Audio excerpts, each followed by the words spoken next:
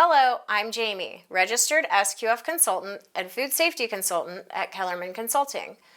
Welcome to the second video in our series on validation and verification in manufacturing operations. In our previous episode, we introduced what validation and verification are and who should expect to perform these functions. Validation is a complex concept, and it is not an easily defined or understood idea. And in this video, I am going to further define what validation is by looking at what it is not. What I mean here is that we are going to talk about broken or damaged processes. Invalid processes fail to work because they were either not planned correctly or conditions changed at some point so that the actions which previously worked correctly no longer work as intended. Because invalid systems are often the source of frustration, stress, and even panic, we don't often like to think or talk about these experiences for a business, and we prefer to just forget they ever happened. And it is in the context of validation that the expression of whatever doesn't kill us makes us stronger may be applicable. So let's look at the things that don't work, and from there get a better understanding of what it means for things to work correctly.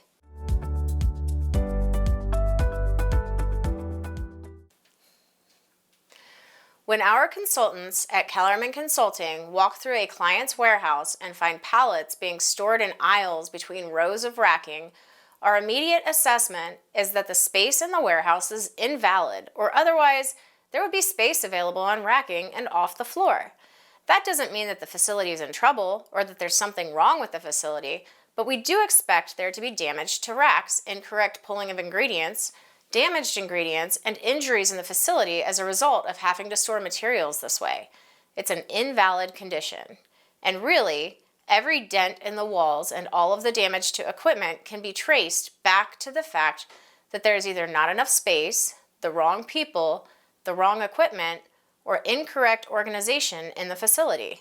That is invalidation. When you don't see invalidation, then you probably have a valid system.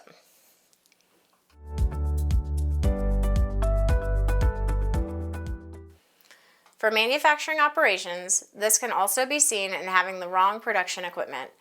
If I need to process 5,000 pounds of ingredients for bread, and all I have is a small stand Hobart mixer, it will take around 50 batches to mix it all up. Over the course of those hours and all that loading and unloading of the stand mixer to work through it, it will not only cause the mixer to break down faster, but staging dozens of batches almost always leads to human error, and seemingly random problems like spills or mislabeling that are not really random at all and can be expected over a long range of runs. A facility that has a form fill and seal machine ready for use only to discover that a new product does not work in this machine, resulting in hand packaging setups, has also been through an invalidation event. The machine was not correct for the project, but the salespeople, operations people, or management did not fully understand what they were committing to at the time of saying yes to the pack out. Having workers perform hand pack while fancy equipment sits idle next to the line is not wrong, and the ownership and management can agree to take on appropriate projects to keep workers busy with, but the consequences of this invalidation are greater than often realized when the team is just trying to get through the hand pack shift. The biggest problem in a situation like the too small hand mixer or the hand pack line is that the actions have not been forecasted correctly for time or for manpower. Invalidation in one part of the facility, like a pack line, often requires pulling employees from other parts of the facility, like storage and distribution employees, or requires temporary employees and puts pressure on other parts of the facility that may not be directly connected to the invalidation event.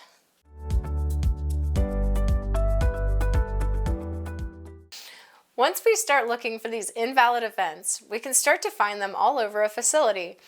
Signs of invalidation, which we also could call verification of invalidation, would include events such as confusion in GMP areas where there are unlabeled containers or excess materials lying around, disorganized tools, or running out of key materials like hairnets, gloves, smocks, or aprons.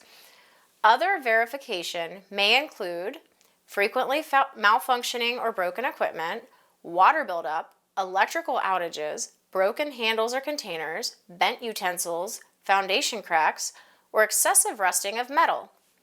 Lastly, invalidation is verified through high staff turnover, frequent customer complaints, regulatory violations, and regular unexpected capital shortages. Businesses use workarounds to deal with these circumstances, and those workarounds are functional for a time, but inevitably get damaged and break down, resulting from the underlying invalidation. Once the negative results of invalid processes are observable, employees are left to attempt to address the symptoms of the invalidation long after it is too late to prevent it from occurring in the first place.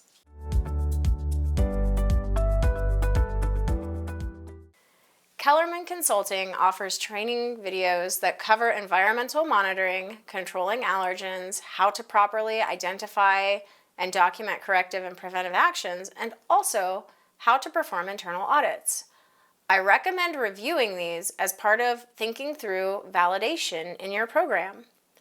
We also recommend taking some time and walking through your facility to look for signs of invalidation that we have talked about.